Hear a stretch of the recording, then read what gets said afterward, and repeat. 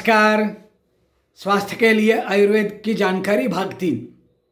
तो इस साल हमने उपनिषद के अलावा ये भी एक सीरीज चालू किए हैं, आप जानते होंगे। इस सीरीज में हम क्या देखने वाले हैं, क्या फिट रहना चाहते हो तो उसके लिए क्या क्या किया जाए। तो फिट रहने के लिए सबसे आवश्यक बात तो आहार विहार है, मतलब एक्सरसाइज और डाइट। ये तो सब जानते हैं, वो भी विषय इसमें आएगा। स्वास्थ्य के लिए आयुर्वेद की मेरी बुक, बहुत से एडिशंस उसके निकल गए। अभी वो बाजार में है नहीं है मुझे मालूम नहीं, लेकिन लोगों ने बहुत पढ़ा, फ़ोन वगैरह आए, बहुत बेनिफिट हो रहा है लोगों को, ऐसे उस वक्त मुझे मालूम था।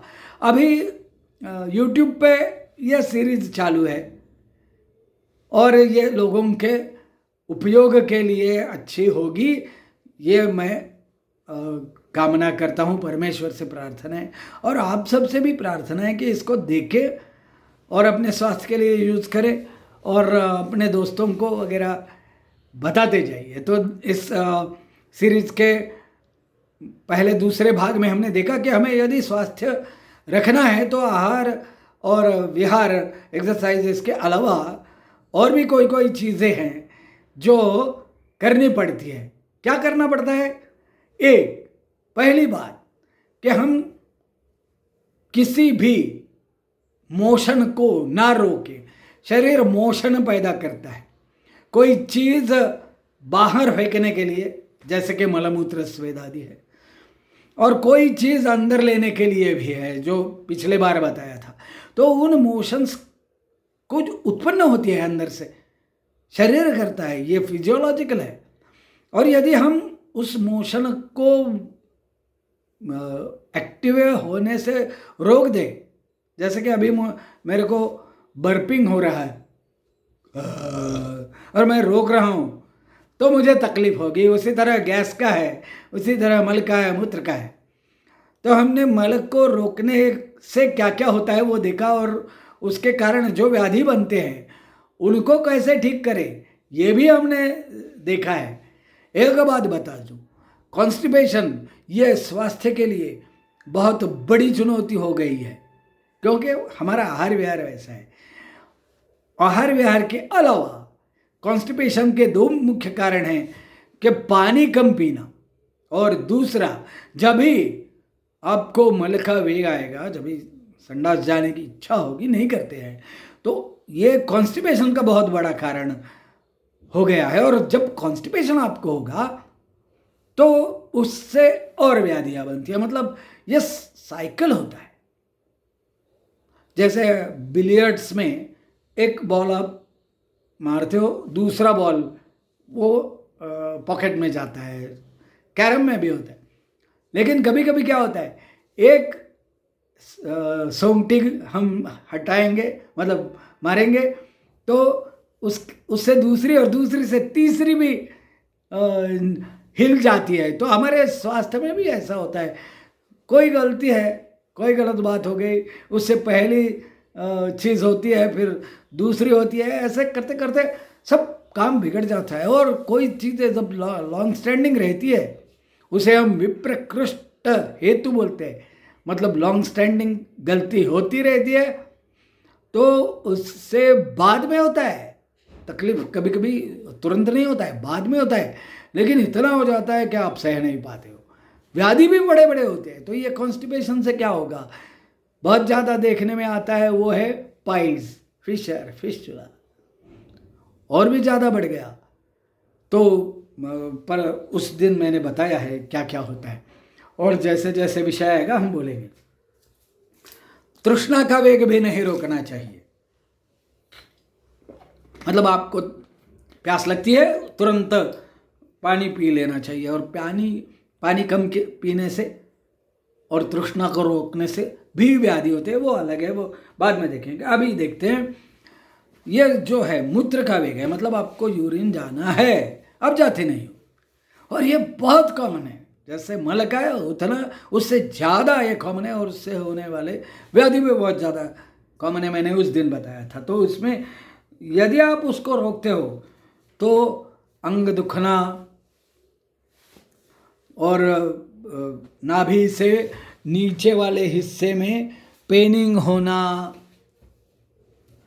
और यूरिनरी स्टोन, किडनी स्टोन,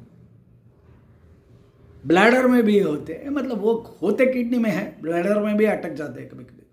तो किडनी स्टोन ये बहुत कॉमन व्याधि है, हर एक किडनी स्टोन का पेशेंट है बताएगा कि यूरिन लगती है, जाती नहीं है, ये बड़ा है। तो ये मूत्र के अवरोध से होता है। और यूरिन स्टोन का तो कभी कभी इतना तकलीफ बढ़ जाता है, हमने बहुत सारे पेशेंट ठीक किया है, उसके ऊपर शायद वीडियो भी होगी मेरी। एक पेशेंट ने तो इतना बड़ा स्टोन लेके आया, जब हमने दवा दी तो वो लेके आया, डॉक्टर साहब ये गिर गया बाथरूम में। वो शायद टॉयलेट में नहीं गया होगा, बाथरूम में गया होगा, क्योंकि मैंने उसे अवगाह स्वेद को करने को भी बोला था। अवगाह स्वेद मतलब पानी में बैठना, सबके जगह उतनी व्यवस्था नहीं होती है, तो पानी में बैठना ये एक चिकित्सा है यूरिनरी स्टोन की। और उसको बस्ती दिए थे, एनिमा दिए थे और मेनली दवा दी थी।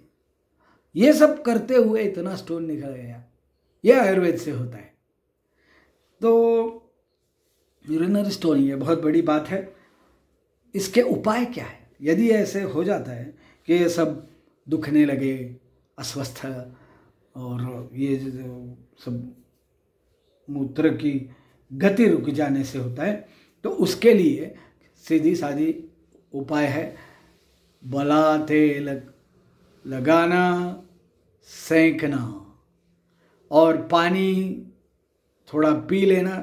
मूत्रावरोध से जो तकलीफें होती है उसके लिए मूत्र लेंगे, पानी लेंगे, मूत्र निर्माण होगा, प्रेशर बढ़ेगा और आप जा पाओगे। यदि अटक गया है तो ये करना है, तेल लगा के सेकना है नाभि के नीचे के हिस्से में, और द्रव पदार्थ में बैठना है। या तो पहले तो ऐसी बातें बहुत होती थी, अवगाह करेंगे तो गोखरू का काढ़ा बना के थोड़ा ठंडा करके उसमें बैठ जाओ। अभी कोई पंचकर्म करते हैं, वो ये सब करते होंगे, पता नहीं है। मेरे यहाँ से तो किसी को भेजने की ज़रूरत नहीं पड़ी है। मैं क्या करता हूँ आजकल, पंचकर्म खुद नहीं करता हूँ, मेरे दोस्त के यहाँ भेज देता हूँ। तो दोस्त के यहाँ भेजने में कभी ये नहीं आया कि मुतकड़ा का पेशेंट पंचकर्म के लिए भेज दो, ये नहीं करना पड़ा है, इसलिए मुझे मालूम नहीं, लेकिन करते होंगे। तो ये अवगाह है, उसमें बैठना है, या तो पानी में बैठो या ठंडे पानी में बैठो।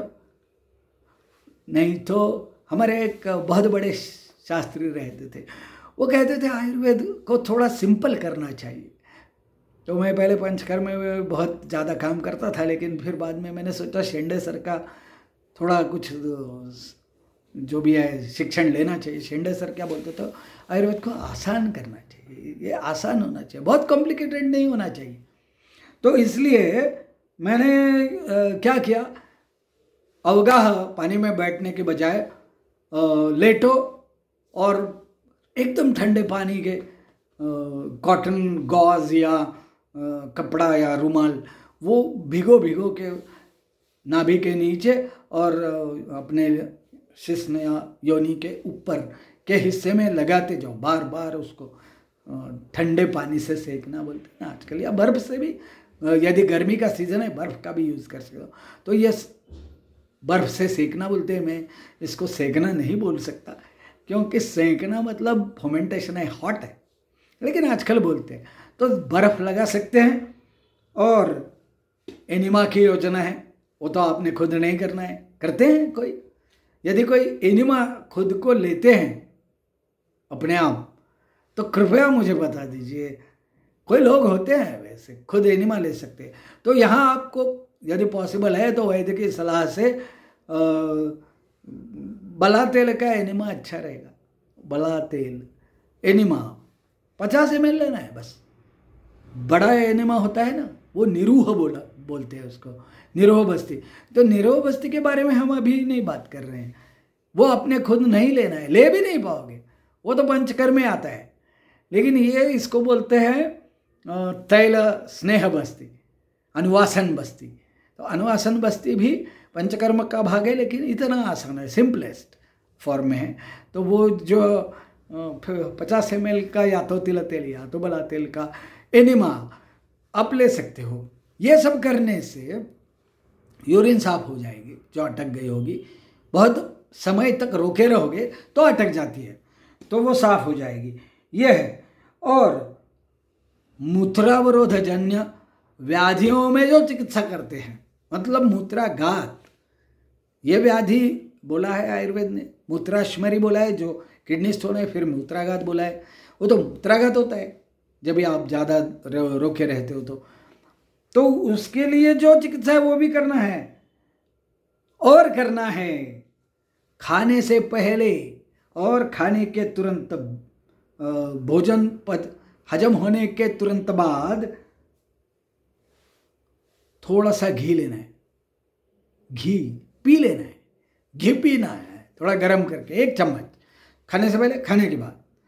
कितना लेना है? 1 चम्मच लेना है, ज़्यादा से ज़्यादा, बहुत हट्टा कट्टा बड़ा आदमी है तो 2 चम्मच ले सकता है। ये भी, इसको औपिडक स्नेह बोलते हैं। यह भी बड़ा उपाय है, बहुत बड़ा अच्छा उपाय है। और ऐसे नहीं कि टेम्पररी रिलीफ है, बहुत दिनों से चलते आए हुए मूत्र स्टॉप होने के कारण होने वाले व्याधि या औपिडक स्नेह से ठीक हो जाते हैं। तो मूत्राघात हो या मूत्राश्मरी, अभी मूत्राश्मरी का क्या करेंगे? मूत्राश्मरी की अलग बात है, वो व्याधि है, वो पूरा व्याधि, उसकी चिकित्सा बहुत बड़ी है, वो यहाँ नहीं बताएंगे। यहाँ तो मूत्र का अवरोध होने से कारण जो तुरंत बातें करनी है वो बताई है, और औपिडक स्नेह का दीर्घकालीन उपयोग हो सकता है, ये बोला है। तो वेगान्न धारयत पिंड मित्र सूत्र टक क्षवत क्षुधा, ये सब नहीं करना, आवेग को नहीं रोकना। जो एक आवेग रोकने से होने वाले व्याधियों को हम बता रहे हैं, तो स्वास्थ्य को कैसे संभाले रखें उसका एक सीधा साधा आसान और बहुत इम्पॉर्टेंट पार्ट है ये मतलब वेगान्न धारे।